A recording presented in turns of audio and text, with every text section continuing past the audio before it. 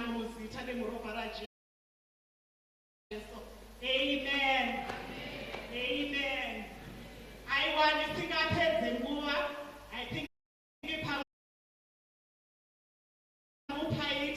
ndinongosira mama vedu vamachirichi vangoti gamuchirawo vazodziva vamwari vari pakati pezvino ino vachititunamidza kumushumairi wezuva ranhasi. Makaigadzira mukaiziva mukairongedza before the foundation of the world.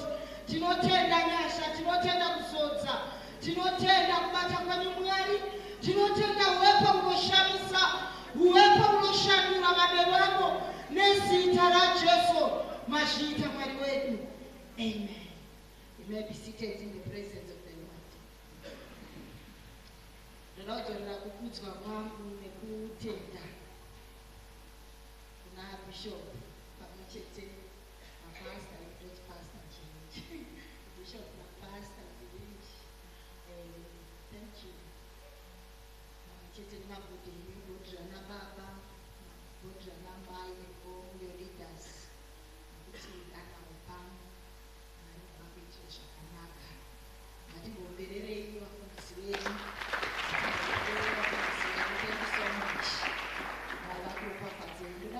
Bishop Magunda nekutenda kufamba neni nyangwa kwaino program yakaitaiti asi vakataiwa toenda tese toda kutenda Mwari kuti manherano aiwa tisi kungomira pano pasina nekuti takaonamatira musangano uno pane rari kutenda kuti takanamatira musangano takanamatira yes second half of the year. Dzinongova nyasha baba nameji kuti ndimire papurofiti yedu pano zvinhu zvaitwa naMwari, but ndiri kutenda kuti manheru haasi manheru ari kungova manheru pasina. Aiwa taurira shamwari yako iri padhuze nekuti tonight is tonight. Manheru akarongedzwa naMwari before the foundation of the world. Mwari vakanga vachiziva nguva inoyi, saka ndinotenda kuti zuva ranhasi hausi kudzokera vakadaro. Ndoda kutenda Mwari nekuti ndakapiwawo theme yemusangano iri kubva kuna Genesis chapter 32, ngati vakatobata mabhaibheri from verse 26 to 28. Saka manheru anotanya kufamba pamusoro petheme iyoyi inoti until you bless me, kusvikira mandiropafadza. Chandinotenda kuna Mwari ndechekuti iwe kuti utogare pauri ipapo kune ropafadzo yakatoopareta mulife mako yakusvitsa ipapo, kune kwawatobva naMwari kuti usvike pavava ipapo. Kana tichita kuti second half of the year une mamwe makore avakararama naMwari, then wopinda mukati megore rimwe ukabva kuna January kusvika pana July, pane zvakatoitwa naMwari. Ropafadzo yaMwari yakatokutakura zvokuti kana tikada vamwe venyu tikakuti go back to your history, unotarisa kwawakaberekerwa kana kwawakakurirwa, wofamba nako wosvika pano, unoona Mwari anotyisa. Satotanga kuparidza nezvaMwari wacho, unotanga kuona kuti ko zvandiri mabasa aMwari, ko zvandiri zvakaitwa naMwari. Uchifunga kwawakakurira, uchifunga zvakaitwa naMwari, iko kuti ungopinda mujoni muno anotowa Mwari pachake, nekuti vamwe vari kumusha kunyange vachina havagoni kumupinda. Saka utoine dzimwe nyasha dzekuverenga tisati tataura dzatichataura manheru ano. Saka tinongoti pekutanga being grateful nezvakaitwa naMwari mulife yako. Ngativerenge theme yedu. Then he said to Jacob, let me go, for it is daybreak. But Jacob said, we will not let you go unless you bless me. Verse 27, what is your name? Uyakanga achibvunza mutumwa anga ari kurwa naJacob. Saka warwa kwavari kubva uku Jacob pano paari kubva uku kwaRabhani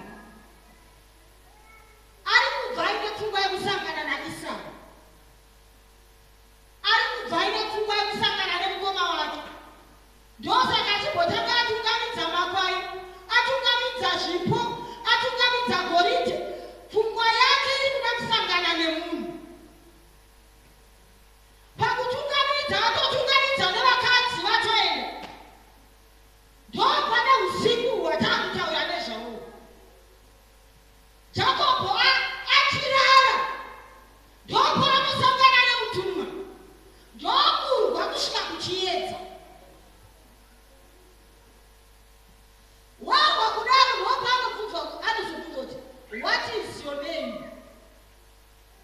Jacob achibvunza.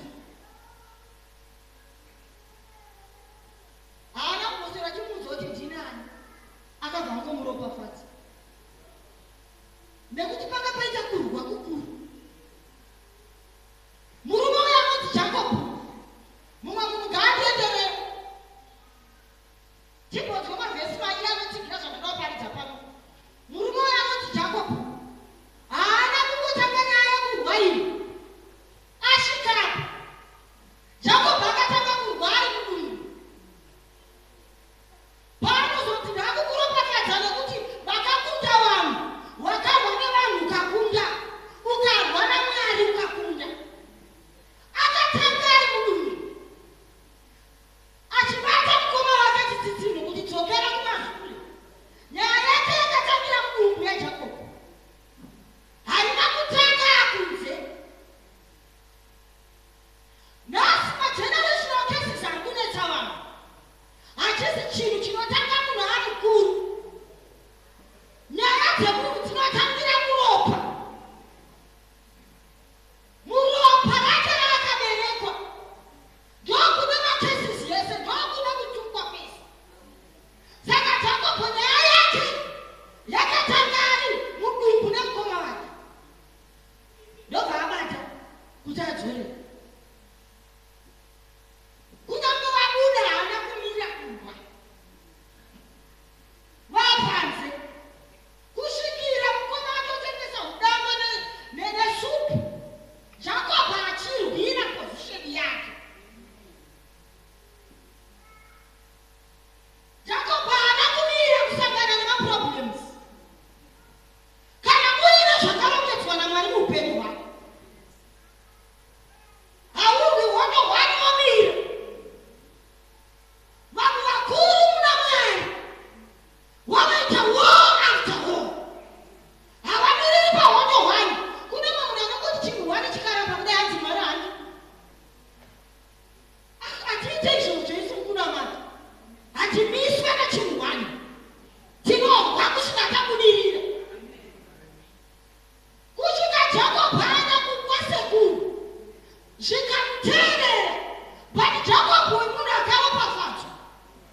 But kuti asvike kunoti Israel, it's not an easy journey. Asvika ikoko kuti pavakadzi akasangana kuti neimwe nyaya. Waashandira akachinjira.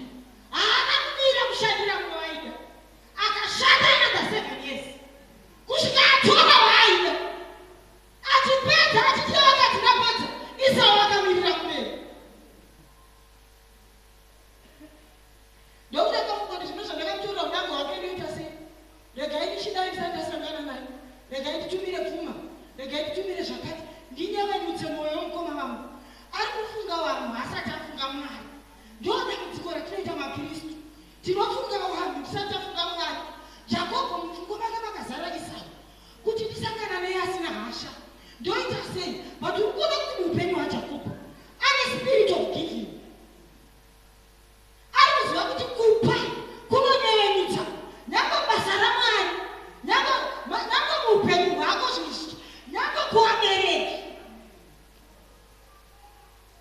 Nyangwe kuma next door. Giving ine zvainoita. Saka ndokutungamidza zvinhu. Ipapo Mwari ndokuona kuti rega ndisangane nemukomana. Sangana naMwari usati wasangana nevanhu. Ukasangana naMwari usati wasangana nevanhu. Zvinhu zvako zvinoita. Jacob ndopa akabva achinjwa zita. Arwa nemutuma nemutsimba. Hanzi akachorwa. Kusvika arwa naye kusvika achorwa hudyu. Pakasina kuchipa. Kurwa hudyu hwake kusvika achorwa achisumuka. Marariro aita Jacob nenguva yaakusumuka. Akasumuka zvakasiyana. Ana step yakasiyana. Kana munhu akasangana naMwari anoshandurwa. Kusangana naMwari kunoudza change of behavior.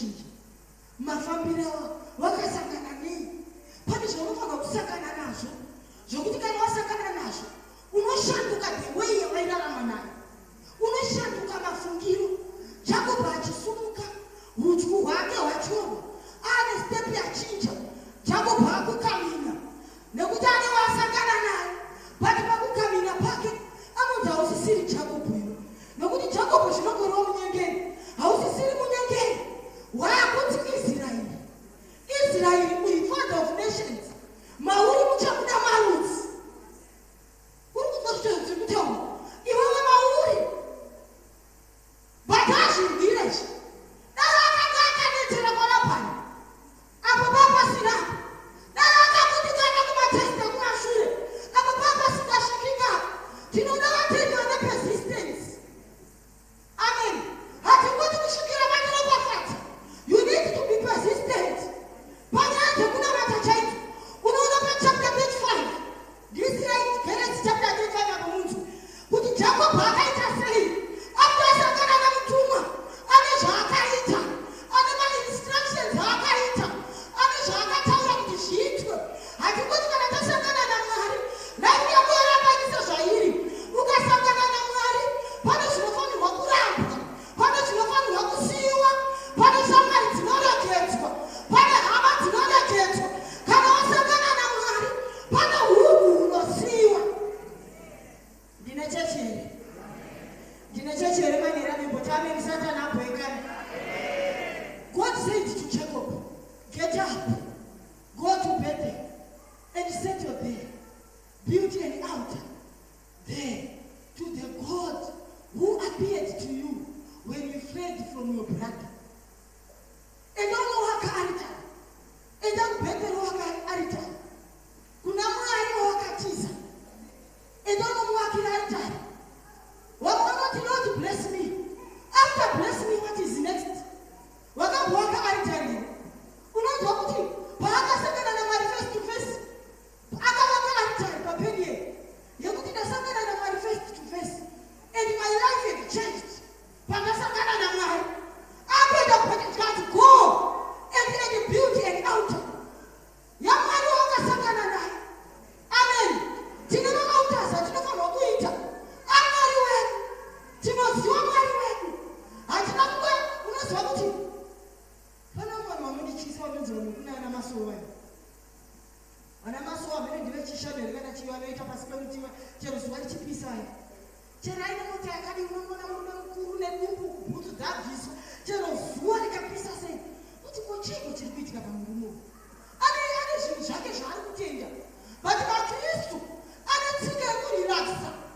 Umwe munhu aina makastereka achiri murombo sei. Asati ane mari. Unozirakakakatama achinamata. Kunguti Mwari anoitira. Anorara. Kuzorora. Anotonga ine dambudziko kuti asumuke anamata. Hatina mati nekuti zvinhu zvakashata. Hatina mati nekuti zvakanaka. Tinonamata Mwari nekuti ndiMwari. Kana tikasvika palevo iyoyo yakuda Mwari nekuti makatida. Makatuma mwanakomana wenyu akaberekwa ari oga. Kuti anina anotenda kwaari. Arege kufa ava noupenyu husingaperi. Zvikati upenyu husingaperi ndicho chiko. Zvikati upenyu husingaperi. Ndokuti ndikuzivai muKristu. Nesimba renyu rakakurudzai kuvakafa. Kana wakuziva Jesu. Nepawa rakakurudzai kuvakafa. Haunene zvaunosangana nazvo. Unoramba uchinamata. Unoti kana usangana naMwari. Mwari akaita munana. Wovaka altar. Woti ndakasangana naJehovha face to face. And he judged my life. And he preserved my life. Unachakutaura nezvaMwari. But tina maKristu nhasi. Anorelaxa. Ndosaka uchingati chechi nedambudziko naukogona. Kubva apa oenda pakwanzi kuna profeta kade. Oh man, haagoni kunamata aziva Mwari. Vanoziva Mwari, they will stand for the truth. They will stand for the word. They mean what they believe. Vanotenda mune zvavanoziva. Hazvina kuti Jakobho nevakadzi vakatora usiku mutsimba. It's a personal intimacy. Chinhu chinoitwa between you and God. Hazvidi kurumandira. Unoona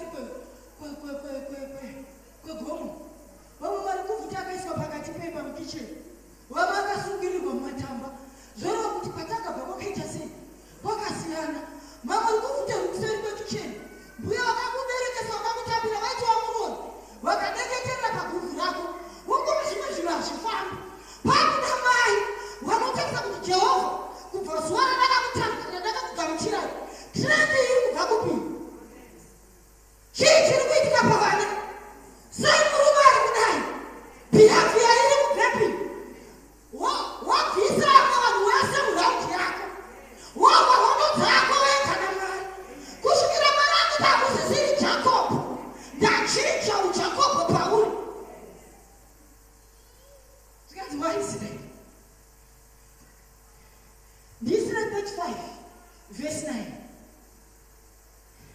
Zvikanzi vaIsraeri, ndoda kuibatayo imanhera nayo.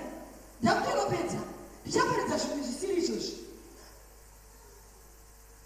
Your intimacy is important with God. Personal life yako, ukama hwako naMwari hunokosha kupfuura ukama nevanhu. Ukama hwako naMwari usati waita ukama nevanhu, hazvizokunetsi kuita ukama nevanhu. Kana waita ukama nani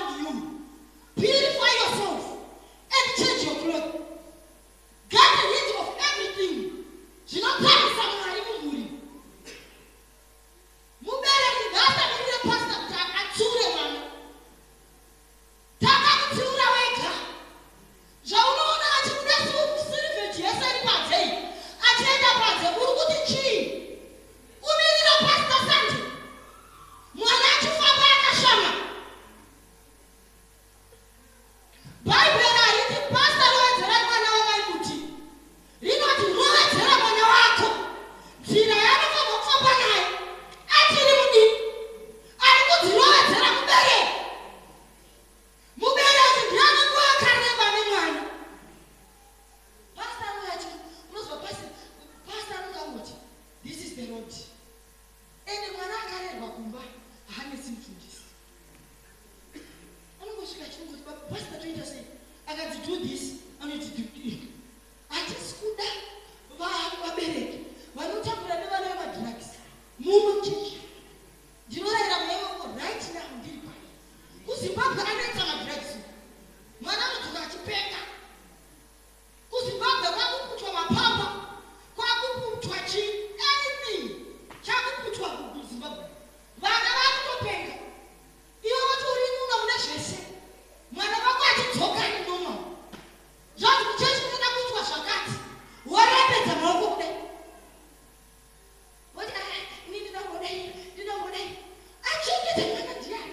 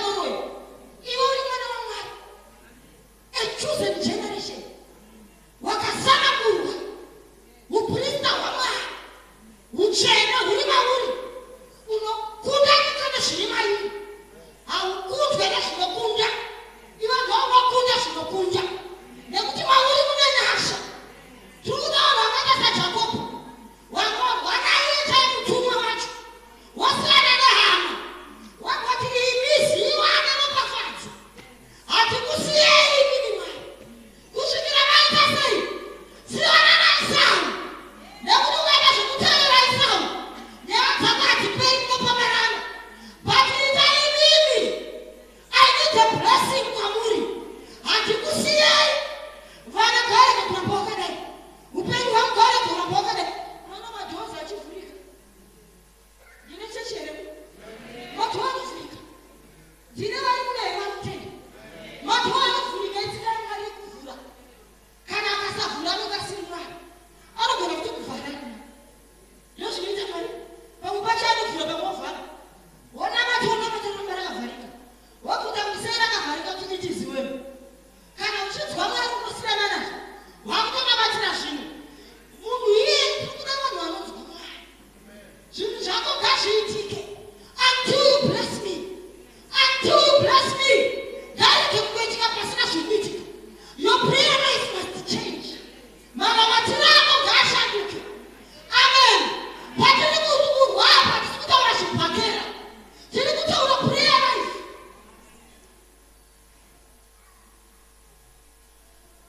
Prayer life, sacrifice. Kuna mata kusina sacrifice, it's not enough. Kutoyeka mata kudai sacrifice kai. Maswera kubasa, mabva kubasa, makaneta. Zvinoverengwa naMwari. Kuna mata kusina sacrifice hakuna kwana. Amen. Kubvisa zvedu ni sacrifice. Mwari vanozvikoshesa. Kuna mata kusina sacrifice, it's not enough. Amen. You have to sacrifice. Kuti zvokura mupenyu wako zviite sei? Zviitike. Kana mata usina change zvinobatsirei?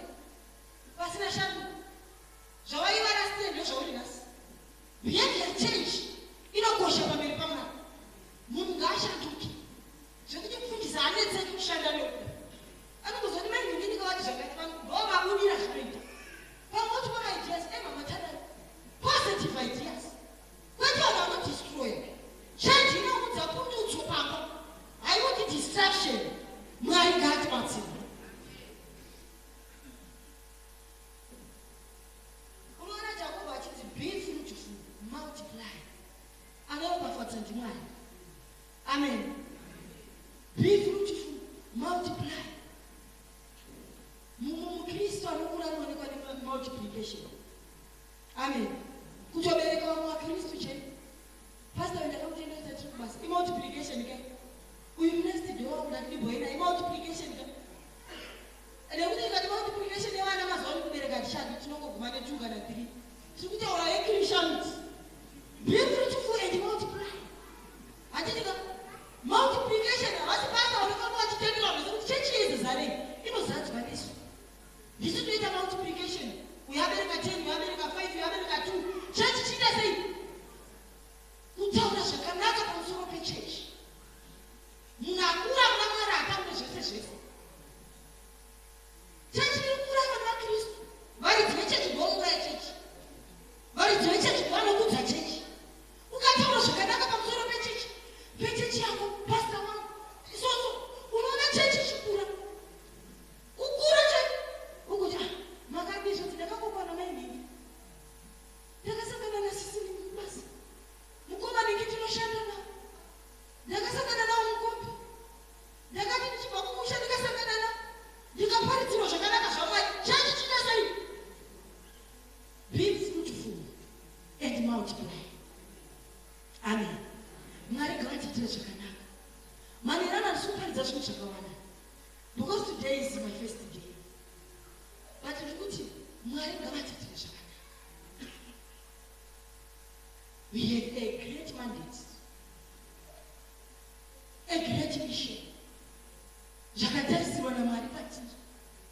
Amen. Then tizomira chiti until you bless me. I have done this and this. I have sacrificed this and this. I have stand this and this. Lord, until you bless me. Amen. Tichirwa nezvinodiwa nazvo. Tichikumbira Mweya Mutsvene. Vachitibatsira. Tichikunda hondo. Kune hondo dzinotoda kutumira. Kana vamwe vanhu vasina kumira vasina kuroorwa. Nekuti kune madhimoni ekumusha anomira kutoti haurorwi. Saka zvekutamba haurorwi. Amen. Ukaita zvekutamba nekuti kune vanhu vanoti akaitwa deliverance. Tadaidzira deliverance panapa. Dhimoni unochema yoyoyo. Odzokera muzviito zvake.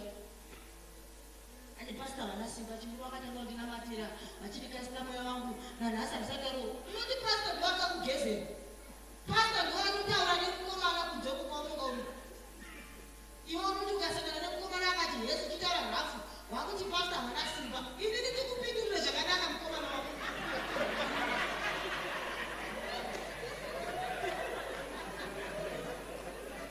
iwe vanopeka hembe kuti ukamukadzi mukuru akabereka vana 6 kuri musikana enda kuti pasta havana simba inini ndikuchikupfekera hembe dzina attractive manje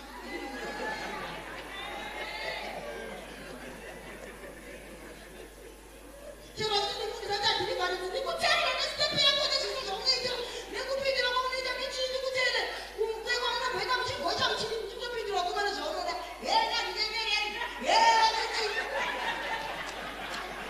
wakomana waita kunza unotora vasikana mati matenda munogocha neseka wakomana nevasikana unoona kuti bhevhi yakati ode mukomana kuita mai wako kuti nditamudzoka kwiri hauna maoko mazuvano kune maequal rights mukomana utoti apa pasvipi mangwana pasta simba ramatite mboriona imwe dhirivareti dhiwa unozviita kugeza dhiwa kupfeka dhiwa sitoki dhiwa pasta haita zvese izvozvo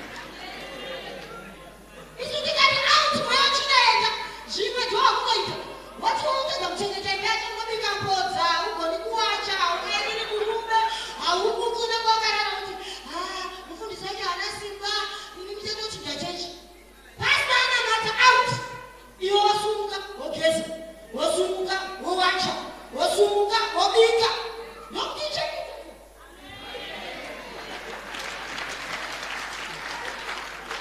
saka tikati until you bless me haunuki kubasa macho haunuki kune vamwe vanosimisa simbe you bless me kublesa simbe jakobo aitungamidza zvipfuwo achitungamidza mari achitungamidza goridhe wakamona paakanga achishanda kwari kwarabhani zvinhu zvichichinja miti ichichinja zvipfuyo zvichichinja kuri kushanda bless me uchishanda dzinoshanduka kuita dzako uripo pamunda watomboenda kuvhura kunodzimwisa dzozotora mawara aekuti wako awaisa iwe ndiwatombodzibudisa ndiwaenda nadzo kuvhura kwacho zvino until you bless me yako yaunoita until you bless me chero kaita ndimi kubva makuseri kusvika manheru forget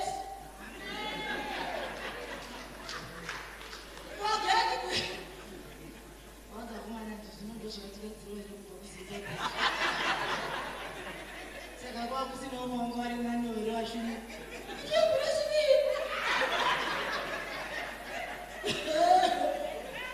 aite bless me mhaina yakochemiri serious bless me mwana wachikoro tadza kuerenga mopiwa maassignments ahwiti mopiwa chiuti until you bless me exam ichiuya unorohwa one not kuti kubuda ziso rakadai pasina chivanoro hakuna bless me without doing your effort and bless me kuti tisunge patiri papa tine mazuva akawanda tiri tese tine zvakawanda zvatichataura but ndongoti mwari ndigonesei to do your will amen kune munhu anonga achinhuwa akudai ngadzii until you bless me kutsake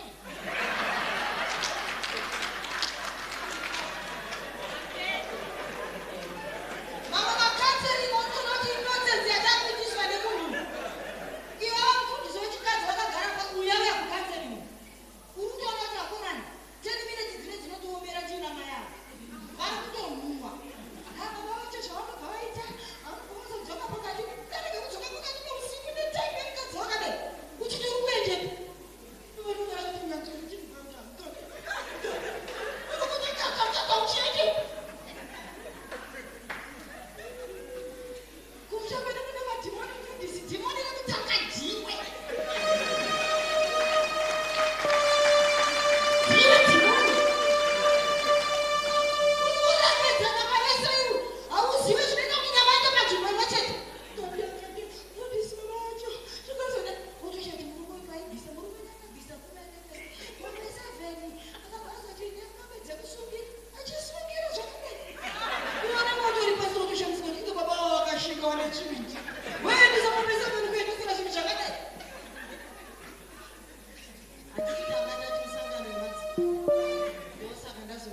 until you bless me, let me shut.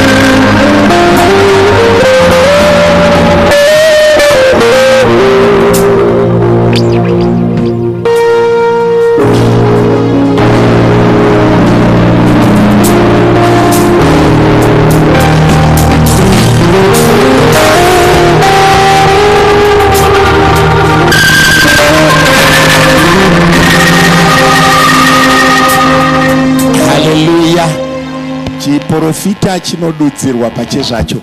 Ndanga nchitarisa pavanga vachiverenga maaltars, message yangu yemusi wa21 July ndakainyora kuti set as many altars as possible. Kana vakuita zvekudenga, just throw them everywhere. You never know when God is happy kuti zuva riri kusvira akasekerera denga nderipi.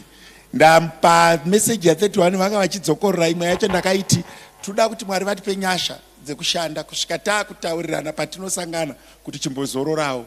Vamwe vachiti shanda istereki. Nyasha dzatitira zvakanaka mufundisi, ndaitirwa zvakanaka. Mwari vakukomborerei, vakuitirei zvakanaka. Pane mawedzi akawanda ndisikagoni kudzokorora pati wazvinzwa. Second step wainzwa, ndakamboitaura wainzwa, usakanye madhaka. Practice uri kumba kudai kudai. Ikufambawo zvinhu zvinoita kuti uve munhu kuvanhu. imari kufamba zvakanaka. Mari hauna hako bhoko, kufamba zvakanaka imari. Ngoti uri kufambawo zvakanaka imari. Kukwesha mazino imari. Kubvisa wigi kana usina mari wogerwa imari. Unoti wakagara pabhenji vanhu vanenge vachiita kunge pane anoindingi akawanda kuenda kure, musoro uri kuuya. Ndakambobvunza vamwe baba rikati munorarirei makapfeka maski? Kati wigi yamai. Saka nokuti ndine flu, handitoda kupa flu. Iwo ari kuzvibatsira pawigi yekuti yakagezwa ikabviswa ikagezwa ikabviswa. Haichaiti apa muri kusweta. Saka unoona munhu akapfeka maski mani kuti ndine flu, ndikakupai flu munobva mazopa vana. Aiwa. Mufundisi kuparidza kwakaoma. But mandibatsira pane zvimwe zvamataura zvandanga handisati ndakukwanisa kutaura. Asi mapfuura nepo. Vangani venyu vakomborero. Ndakumbirwa namai mufundisi kuti kana wanzwa zvakanaka ingonodaidza vanga vasipo. Chingotora kaklip ungomuratidza. Anditi ka 100 no multiply 100 inodaidza vamwe. Let's go and invite many.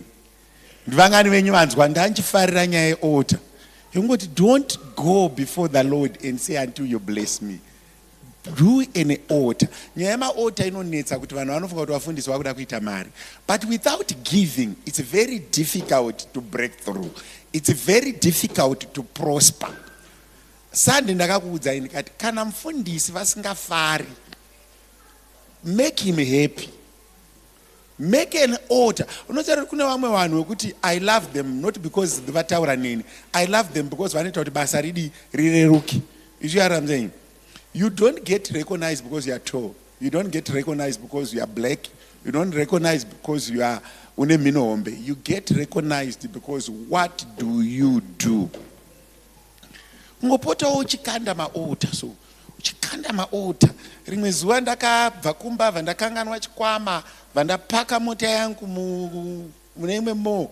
Ndakuenda kumba, chikwama handina, foni yapera battery.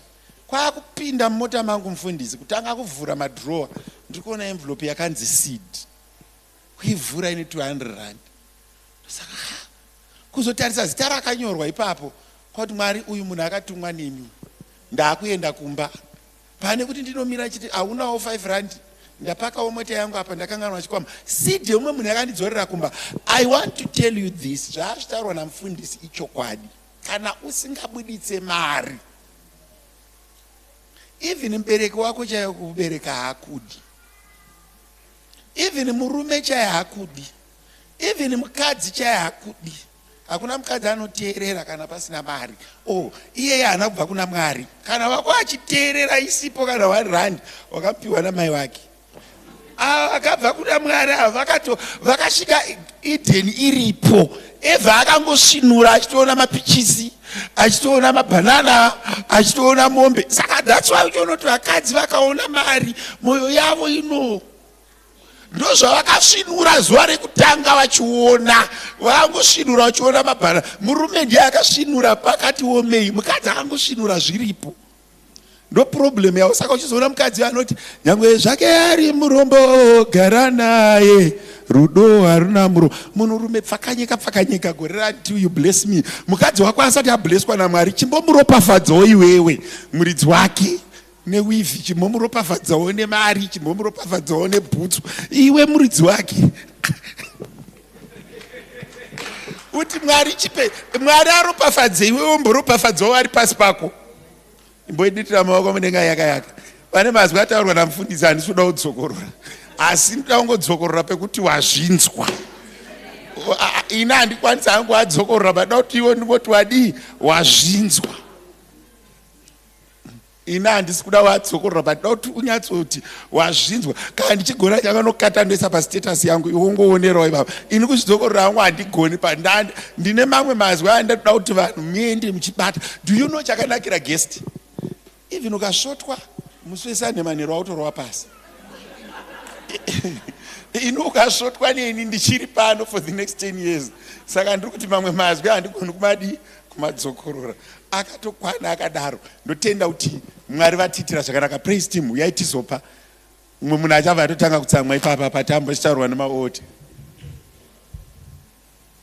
Uyai tizopa. Invite a friend. Mufundisi maita henyu.